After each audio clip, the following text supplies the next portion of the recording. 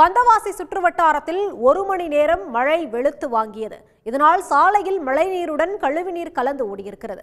கூடுதல் விவரங்களோடு இணைகிறார் செய்தியாளர் ராஜசேகர். ராஜசேகர், வணக்கம், விவரங்கள்.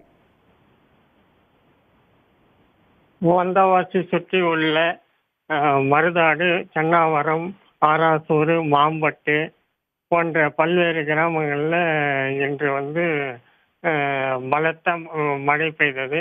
இதனால் வந்தவாசி நகரில் உள்ள சாலைகளில் மழை நீருடன் கழிவு நீர் கலந்து ஓடியதால் வாகன ஓட்டிகள் மற்றும் பொதுமக்கள் பெரும் சிரமப்பட்டாங்க அந்த கழிவு நீரில் நடந்து செல்வதற்கு.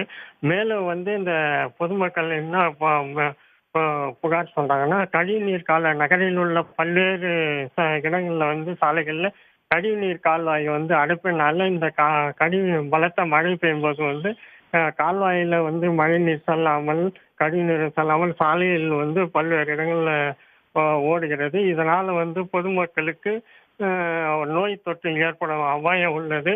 மேலும் வந்தவாசியில இரண்டாவது நாளாக இன்று பலத்த மழை பெய்து வருவதால் பொதுமக்களும் மற்றும் விவசாயிகளும் மகிழ்ச்சி அடைந்து வருகின்றனர்.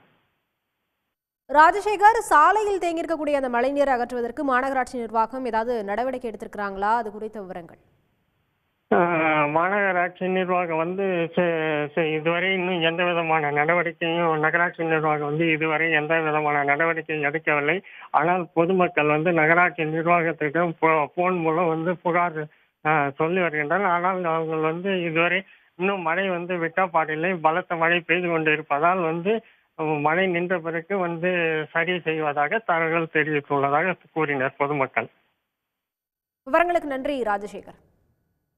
உடனுக்குடன் செய்திகளை தெரிந்து கொள்ள சன் நியூஸ் பெல் ஐகானை கிளிக் பண்ணுங்க.